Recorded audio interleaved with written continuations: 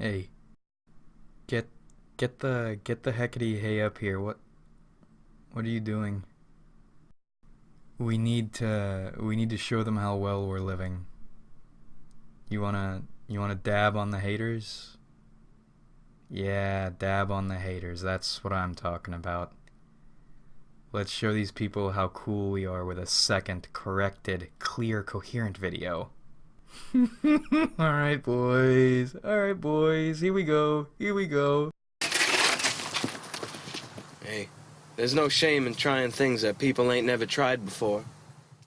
Righteousness is your internal, correct, righteous path, defined by want, which, once accepted, transforms from degeneracy to wholesomeness and healthiness. But what is righteousness? Well, it's a fabric, just like you, composed of higher and lower fabrics, though righteousness is unconscious, outside you. But what are fabrics? Well, fabrics define your reality. Lower end fabrics, the lowest end fabrics, are perceptions. Perceiving something, some world. Higher end fabrics like you're a fabric. Righteousness is a fabric. They are compiled fabrics. Fabrics perceiving and organizing lower fabrics. Think of yourself as a pyramid with countless lower fabrics stacking and building up and culminating into you, your conscious self, the highest end fabric. Now, are you the highest end fabric? I don't know. I don't think so. Let me explain. Righteousness is another stacked fabric, and it often knows better than you. But it's just a system. It's unconscious. So is it higher than you if it knows better but is unconscious? I don't know, and arguing dominance here is pointless. I'm presenting concurrence. Many fabrics, many compiled fabrics, many systems exist inside you. You aren't alone in you. You aren't alone in your body. In fact, you, senor or senorita fabric, are only as you as your founding fabrics permit. You aren't you when you're hungry. Hold some water here, boys. That's some real shit. Now, keep all these fabrics, righteousness, selves, concurrence, and systems in mind going forward, because they all are. This tangled mess exists. And God, quotes, either speaks through them or rises from them. Here God diverges into two takes: the funneled God and the expanding God. And I put God in quotes earlier because neither of these are the religious God. This is the functional God. The religious God, founded on faith, feels like an ocean where everything is connected with everything else and everything is good. I call bullshit on that because that breaks every single time. But thus far, the expanding and funneled God haven't broken because they're personal relationships and they aren't Zen at all. But let's get into them. What is the funneled God? Well, the funneled God is God. It is a single entity, but it's not a conscious entity necessarily. I conceptualize it as this large, liquid, mossy thing, which, despite being a single, concise thing, has infinite personal relationships funneling down into you Think of yourself in the funneled God system as a core root surrounded by many smaller roots, your world. Or an objective world, maybe? Or even yourself as a rock surrounded by a larger tree's many smaller roots. As a sort of mixture between an objective world and this root's spin, or how these roots spin your world. It's fucking weird, boys. I struggle explaining it, I'm so sorry. But the funneled God's key points. It originates externally and certainly influences your world, either for your benefit or to your detriment. Now, alternatively, the expanding God. I lean more towards this, but I'm still unsure. Either way, the expanding God rises from your form, your plot. Your body is an arc, like a plot of land, and you are a sprout, righteousness is a sprout, and the expanding God is a sprout. Or maybe they aren't all sprouts, you aren't all sprouts. Sprouts? I don't know. I don't know how everything fits here. Righteousness, for example, could be a vine growing up and alongside you, or righteousness could be a post, a solid post you're growing up. I don't know. Same with the expanding God. The expanding God reaches higher and wider than you, but whether it grows from you and supplements you, or you supplement it, or how you all fit together, I'm unsure. But it rises from you. It does not filter and funnel down into you. So, expanding God's key points. Internal origin and the objective world probably means nothing, but that doesn't mean everything is meaningless or there are no higher planes. The expanding God creates meaning and higher planes and existences from a meaningless base existence. Whether or not it affects your world or pieces meaning from it, though, that's a completely separate thing. Is your internal expanding God actually so powerful it can influence the objective world? Or does it simply create meaning for you from it? And when I say create, I don't mean build. I mean interpret or piece together. Weave a story from pieces. You get what I'm saying? I don't know. I can't know. Not just in the expanding God's weaving meaning or actually physically building meaning's case, or funneled God versus expanding God's case. I don't know. Can't know. I said before, it's like a candle in the dark. It lights your way, but if you try to grab it, it goes out. Because whatever it is, it communicates indirectly. So, trying to hammer it down is pretty challenging, almost impossible. Makes the whole thing kind of pointless and stupid when you really think about it, but we're going on anyways. So, what does this look like in practice? Well, we'll use a basic example. Soda machines. Boys, God speaks to me via sodas. Before or after bad events, a few bad events, I've gotten free sodas from vending machines when I shouldn't have. And they always come when I need them. Small little gestures, but they mean a lot.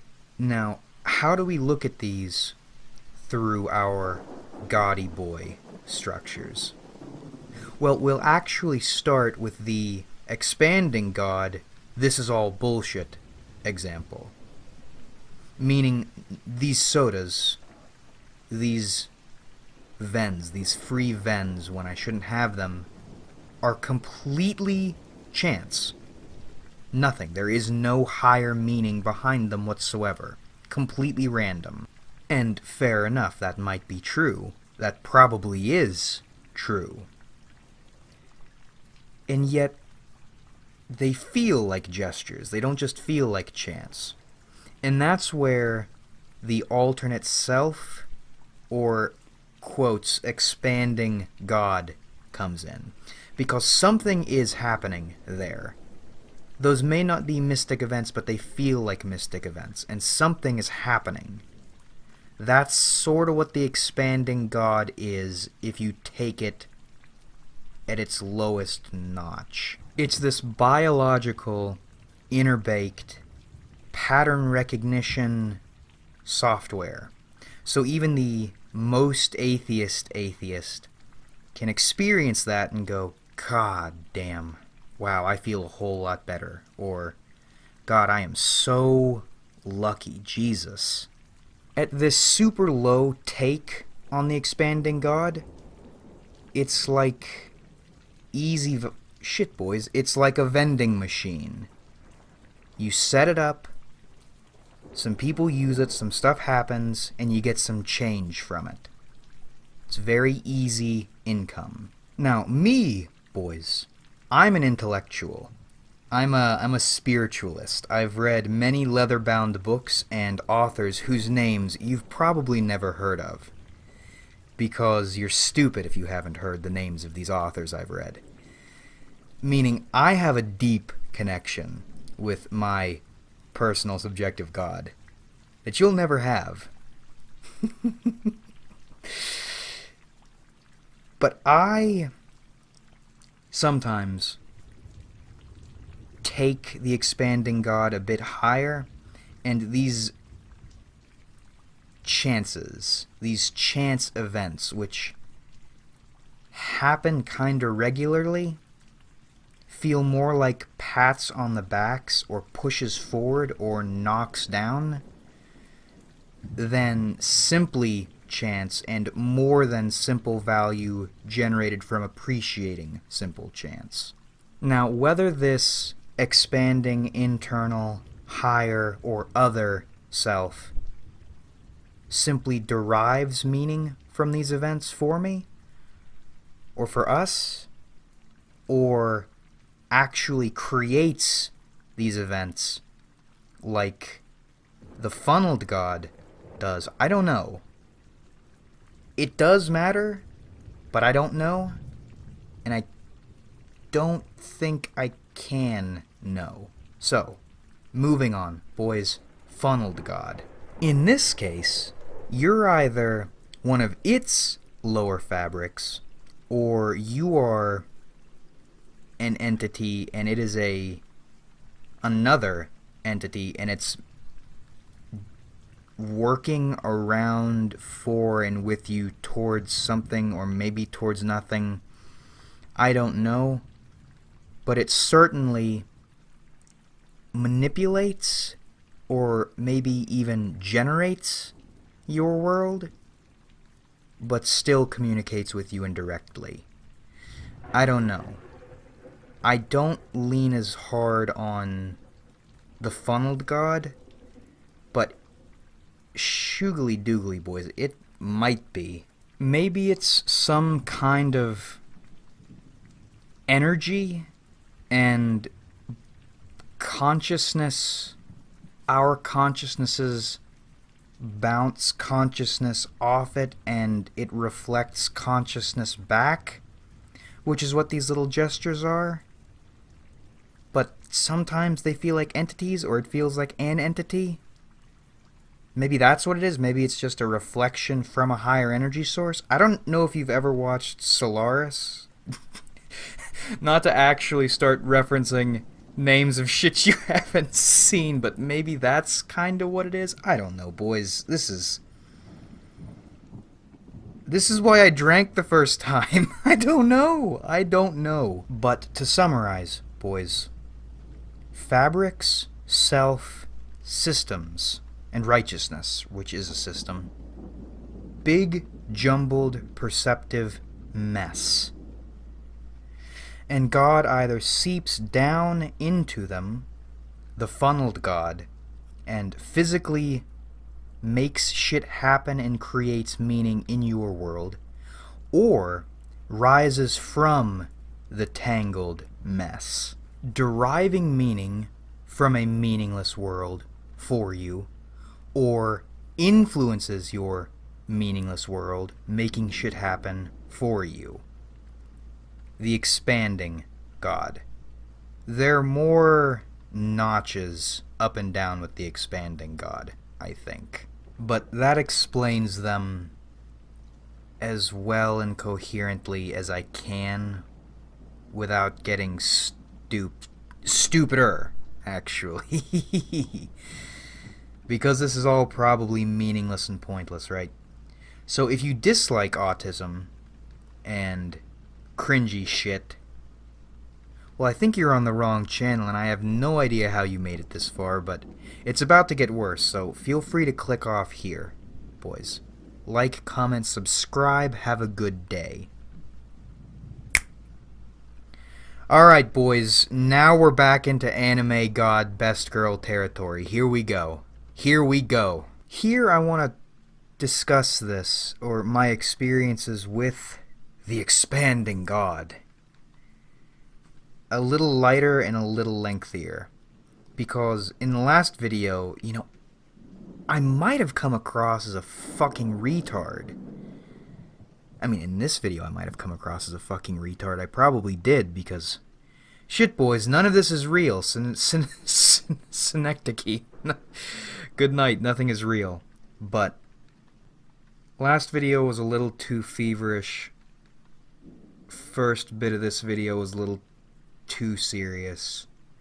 But anyways, I want to hit 3 notable and more recent expanding God experiences and how I experienced them, just to flesh this out a bit better, and if not look less retarded, then look more, not even really look more, just communicate more effectively autistically. So, number 1, the nut story. That's the older one. We'll get that out of the way.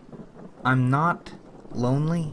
I always play it up like I'm a lonely well, I mean, I joke. I do this fucking gay thing. Joke about it to hint that it's actually happening, but it's really not. I'm not lonely.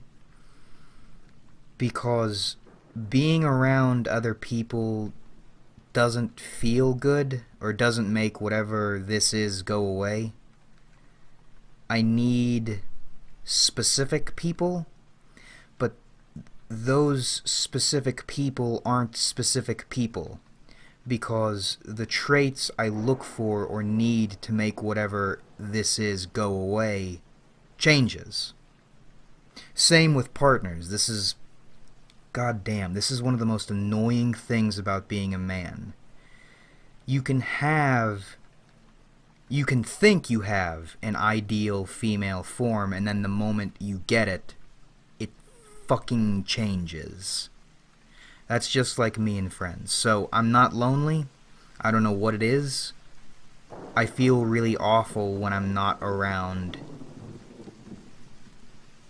people I want, but the wants always change, so you can never find the people, and it's a perpetually unfun thing. But it's okay, because I framed the nut story like a jokey anime, haha, best girl is God thing, but really I was in a really low point, and nothing and nobody was really bringing me out of it. But you see, I have nightmares about eyes, or about people looking at me, or people seeing me. The VT analysis thing, right? If people see you they hurt you. So it's better to just stay unseen, because eyes are never good. But I was just sitting there alone, and I was listening to some music, and through the image's eyes, because I listen to music through YouTube, it's like someone was looking at me, and not in a scornful, spiteful, or condescending or indignant way, but in a comforting way. And then it extended it extended. It expanded further. The music was no longer just music, it was someone speaking to me. And then it inevitably ended up in nutting, as most things do. But there were many experiences in between, and nobody was there, obviously. But it felt like someone was through many different mediums. And this person was everything I wanted. And like I said, it's so hard to find good people, because what do you want from people? It changes. How do you want your friends and your partners looking? How do you want them acting? How do you want them sounding? It's impossible to pin down. But that didn't matter, because its presence was diffused through so many different mediums. It could be everything I wanted and needed. Does that make sense? And I made the anime girl joke originally, and I continue to, because it's fucking hilarious. But also because I was watching some sick anime earlier. And nut to anime, of course. And most music I listen to are anime mashups, which use anime art, boys. On YouTube, of course. Not hentai art, which is art, of course, because we're fucking hilarious. Second experience, I mean. More recent than the nut story, less recent than the third story.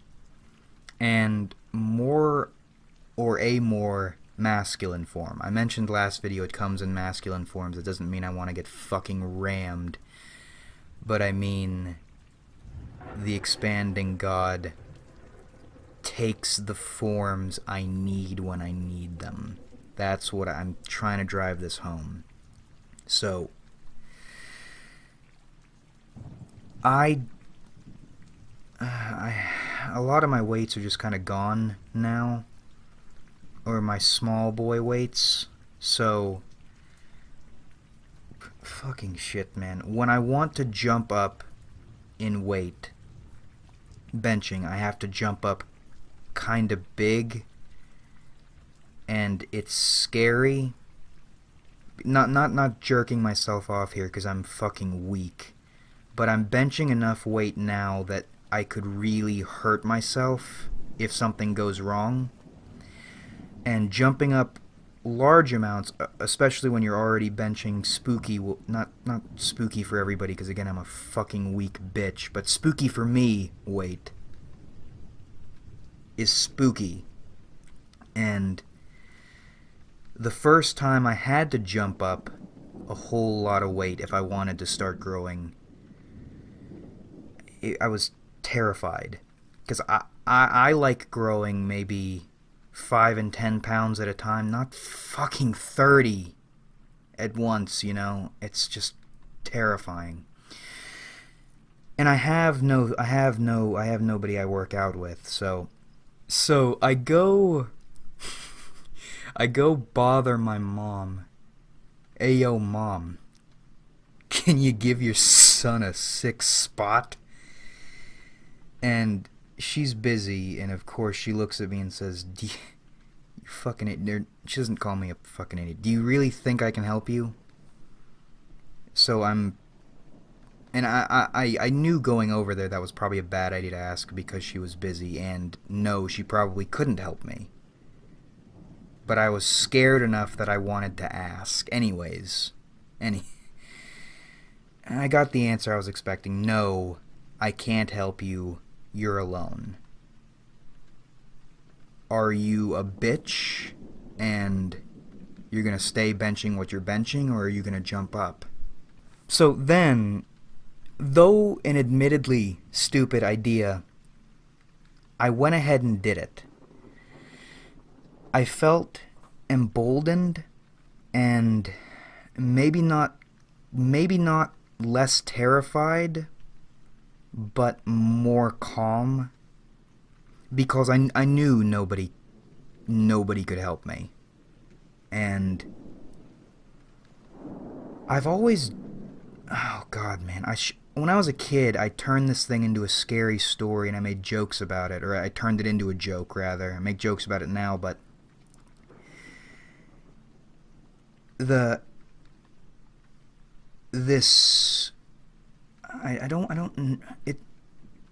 masculine form felt like it set inside me, or didn't set inside me, but like unfurled, and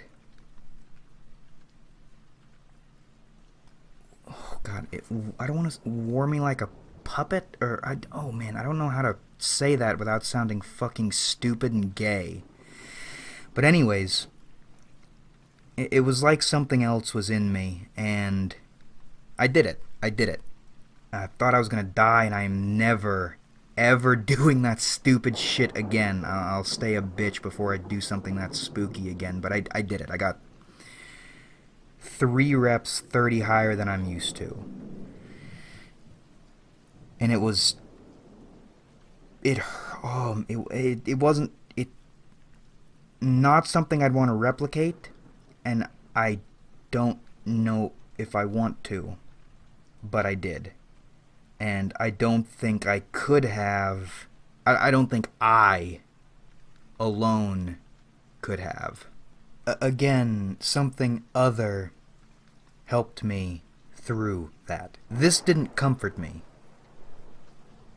Like I said, I was still terrified, but rather it just did.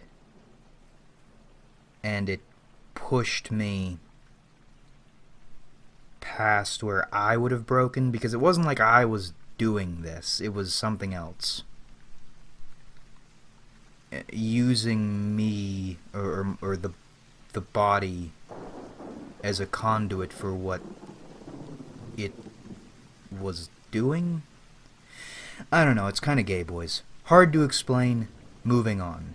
Part 3. So this actually happened just 2 days ago, and of them, or of the big notable ones, this one's the nicest, I think, or I don't know. Is it the nicest? I don't know, I thought the first one was pretty nice. Nutting is always nice, boys. But no, I had a pretty nasty little conversation with the Padre about where to find natural beauty. He finds it in nature. I don't. I've read John Muir enough to understand how people find God, really. What we're talking about here, finding God in nature. I know people can, and if you want to see how, read some John Muir, boys. More names. But I don't. I don't.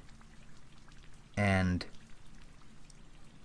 I find God and natural beauty elsewhere. And I was walking the garbage down, and the sun was setting, and I was looking around, and I was thinking, I know people can find natural beauty here, so why can't I? And right as I thought that, and so fucking gay, but right as I thought it, I turned around, and the sky and the clouds were dark blue and pink, right? And it started with a small little V of birds flying over, but then it turned into this huge swarm of birds flying by. I mean, I've never seen a bigger, like, flying horde of birds like this, and it was gorgeous. And it was right after I thought, other people can do this, and I can't, so why can't I, or why don't I? And then that happens, and I'm sitting there thinking, okay, alright, are we... And it was beautiful, it was undeniably beautiful. And I was sitting there thinking, okay, are we natural beautyists now? we natural philosophers out here? We appreciate nature and shit? Is that what's happening? It's so fucking gay, but it was this nice, jokey little moment with me and myself. I don't know. Not that that's really anything. That's not really a sign of God or anything. I don't know what to make of it. Or any of these. Really, but it feels like there's someone else there dicking with you. Or sometimes it feels like they're dicking with you, like when... Okay, fourth story. When my glasses broke, my left glasses arm broke. A screw came out. And it put me and my dad in the vehicle together, and we had one of the nastiest arguments we've had. And just going and getting the glasses repaired. And then we get back, and then the next day, they snap down the middle. They snap right down the middle after having the arm snapped, But then, I find my spare glasses, which work just as well, if not better, after looking for them for 3 or 4 hours the other day after the arm broke. And like a kick in the dick when they broke a second time, like a big divine joke. And then a divine pat on the back, just immediately finding the spare when you couldn't find them before. Smaller one, I don't really know. I don't fucking know anything. But that about rippity wraps this one up, boys. I hope you enjoyed watching, because I certainly enjoyed making it. I don't know how this one ended up longer than the first one, but it did. And I think it's more coherent, so that's fine. I don't mind. Like if you enjoyed, because I appreciate likes. I don't think they help out that much, but they're nice. Subscribe if you haven't, because we do this shit sometimes. And comment your thoughts, because I love hearing from you. I don't know, boys. What do you think about the funneled God and the expanding God? Is God best girl, or isn't she? It.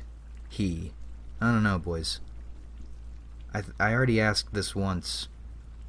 Hater gave a pretty good answer. Anyways. But thanks again for watching, everybody. Really? We have tons of fun on this channel. So much fun. So much fun you could load it up in a really obnoxiously big fun bank and charge all your fun phones with them forever. That's how much fun we have on this channel. Eternal fun on this channel. And I look forward to doing this with you guys again in the future.